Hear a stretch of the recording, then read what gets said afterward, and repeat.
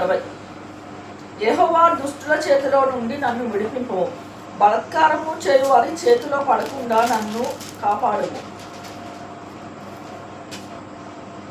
వారు తమ హృదయములలో అపారకరమైన యోచనలు చేదురు, వారు నిత్యము యుద్ధము రేప జూచుచుందురు. పాము నాలుక వలె వారు తమ నాలుకలు వాడి చేయుదురు, వారి పెదవుల కింద సర్ప విషయమున్నది. యెహోవా భక్తిహీనుల చేతిలో పడకుండా నన్ను కాపాడుము, బలాత్కారము చేయవారి చేతిలో నుండి నన్ను రక్షింపుము.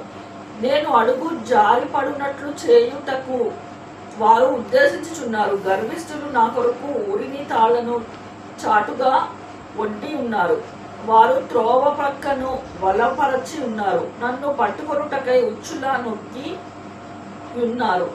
సెలా. అయినను నేను యెహోవాతో ఇలాగూ మనవి చేయుచున్నాను, యెహోవా నీవే నా దేవుడవు, నా విజ్ఞాపనలకు చెవియొగ్గుము.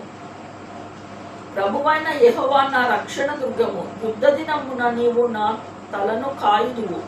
యెహోవా భక్తిహీనుల కోరికలను తీర్చుకుము, వారు అతిశయించకుండునట్లు వారి ఆలోచనను కొనసాగింపకుము. సెలా. నన్ను చుట్టుకొను వారు తల ఎత్తిన ఎడల వారి పెదవుల చేటు వారిని ముంచునుగాక. కణకణలాడు నిప్పులు వారి మీద వేయబడును గాక. వారు తిరిగి లేవకుండునట్టు అగ్నిగుండంలో వారు కూల్చబడుదురు గాక.